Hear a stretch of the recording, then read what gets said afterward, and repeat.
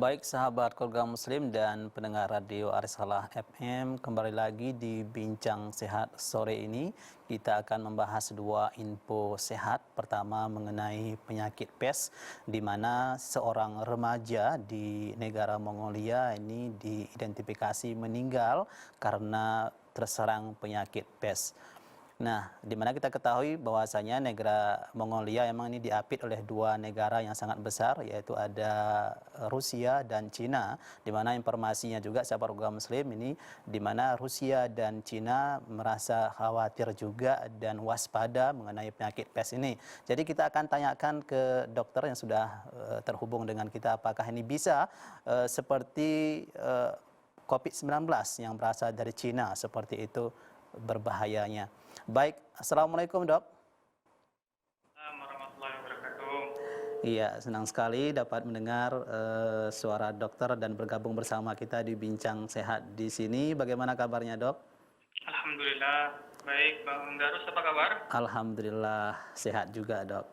Alhamdulillah. Baik dok, mengenai info sehat pertama ini mengenai seorang remaja yang meninggal di Mongolia, diidentifikasikan bahwasanya terkena penyakit PES. Nah sebenarnya dari informasi ini tadi bagaimana tanggapan dokter? Ya, jadi di negara Cina ini silih berganti sepertinya ya.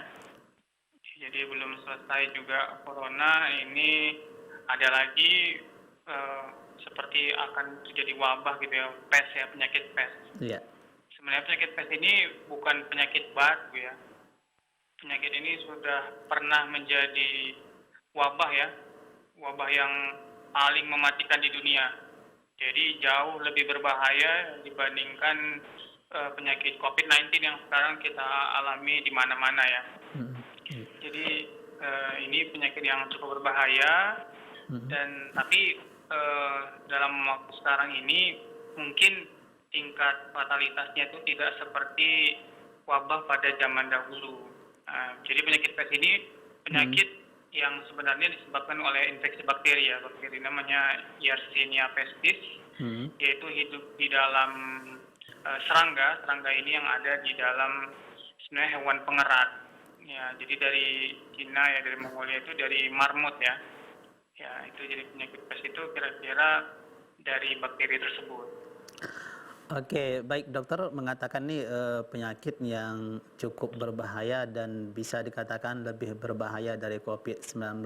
Ini dilihat dari sisi apanya dok? Apakah cepat menyebarnya, kemudian bisa menyebabkan kematian cepat atau bagaimana dok? Ya, jadi ini saya katakan yang lebih berbahaya dibanding COVID-19. Ini saya melihat dari jumlah fatality rate-nya. Jadi kalau kita lihat, kita bandingkan dengan pandemi saat ini ya, COVID-19, dari seluruh penderita itu yang meninggal kurang lebih 10% atau di bawahnya. Tapi kalau untuk penyakit PES ini, pada saat dia mewabah di abad 14 sebenarnya, yang terutama di Eropa itu, yang meninggal itu sekitar hampir 60%, 30-60%. Jadi sangat banyak sekali. Ya, jadi ini epidemi yang paling mematikan di dunia sampai saat ini. Oke, ini seperti dokter sampaikan tadi bahwasanya disebabkan oleh bakteri bukan virus dok ya, tentunya ini berbeda dengan COVID-19. Kalau dilihat dibandingkan ya virus dengan bakteri, sebenarnya dari sisi penyebarannya lebih cepat seperti apa dok? Bagaimana dok? Ya, jadi untuk bakteri dan virus, untuk penyebarannya itu sebenarnya tergantung dari bakteri atau virus apa. Ada yang memang bakteri yang penyebarannya cukup cepat.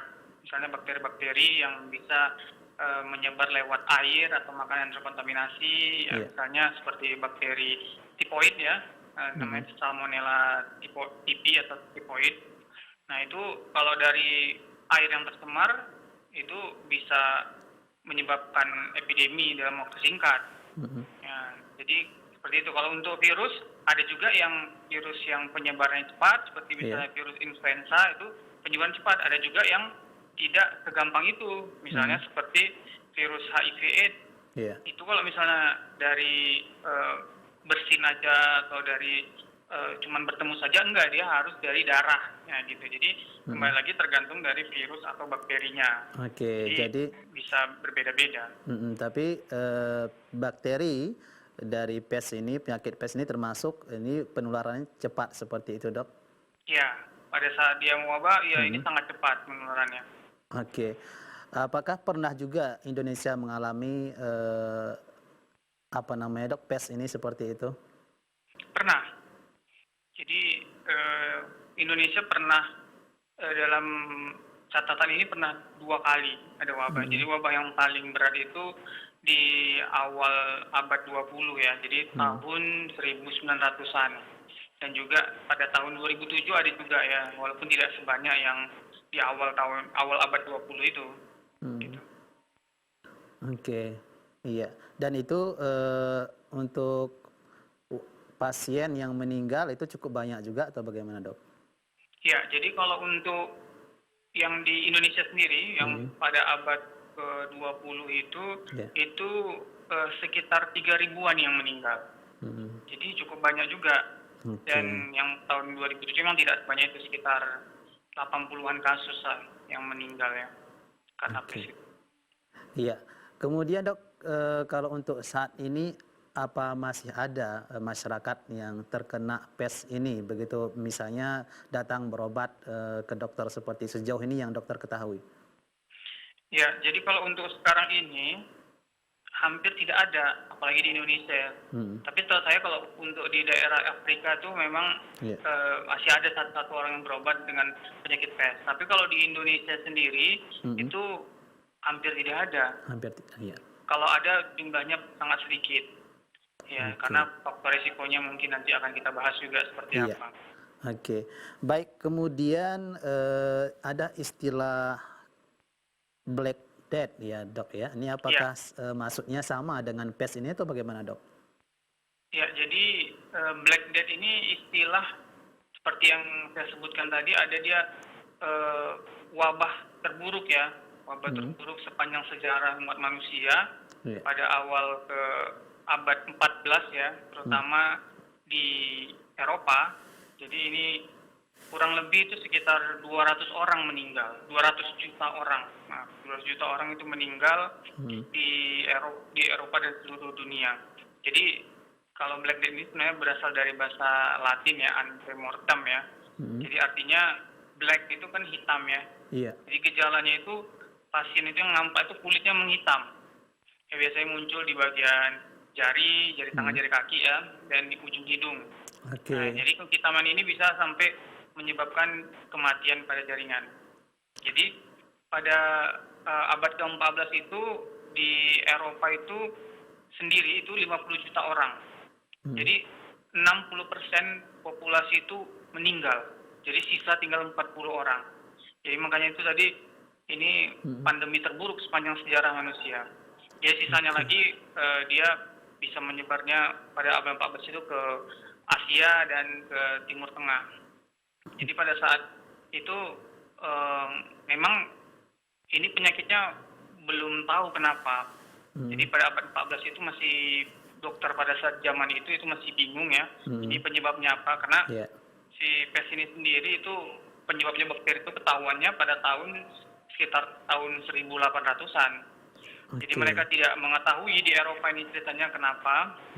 Jadi mereka menghubung-hubungkan dengan ada masalah astrologi, gempa bumi, dan ada tuduhan juga sumur ini dicemarkan oleh orang Yahudi. Jadi karena penyebab wabah. Jadi pada zaman itu juga terjadi pembantaian orang Yahudi di sana. Jadi nggak tahu orang kenapa ini penyebabnya. Jadi di situ pada masa itu lebih parah dibandingkan di sekarang kita pandeminya. Jadi orang sampai tidak menghindari warga lain ya. Jadi tidak ada yang saling berhubungan. Jadi saudara tidak menghubungi atau tidak pernah berkunjung. Dan seolah-olah nggak punya anak karena nggak mau menjenguk satu sama lain. Baik, saling mengisolasi diri, Dok ya? Iya. Baik, berarti ini mirip dengan keadaan kita sekarang ini, Dok ya, karena sampai sekarang ini juga kita belum menemukan obat atau vaksin yang tepat untuk COVID-19. Mungkin seperti itu juga pada waktu itu bagi pasien yang terkena pes ini, Dok ya. Iya. Baik, untuk saat ini apakah vaksin atau obat untuk PES ini sudah ditemukan, Dok? Ya, jadi kalau untuk saat ini karena sudah majunya Mm. teknologi kedokteran ya, Iya. itu sudah ada antibiotik Mm. untuk bakteri tersebut. Pada zaman itu belum Oke. ditemukan. Jadi sekarang sudah ada antibiotiknya, biasanya ditangani dengan antibiotik seperti gentamicin, ciprofloxacin, dan juga kalau ada masalah-masalah pernapasan, Iya. sekarang alat-alat bantu pernapasan sudah lebih maju. Jadi untuk tingkat kematiannya tidak. Mm. Baik, sayang sekali ya terputus ya dengan Dokter Arif ya. Sahabat Gua Muslim, nanti kita akan coba kembali menghubungi beliau, namun sebelum kita lanjutkan kembali perbincangan kita di Info Sehat kali ini, kita jeda terlebih dahulu. Jangan kemana-mana, tetap di Bincang Sehat.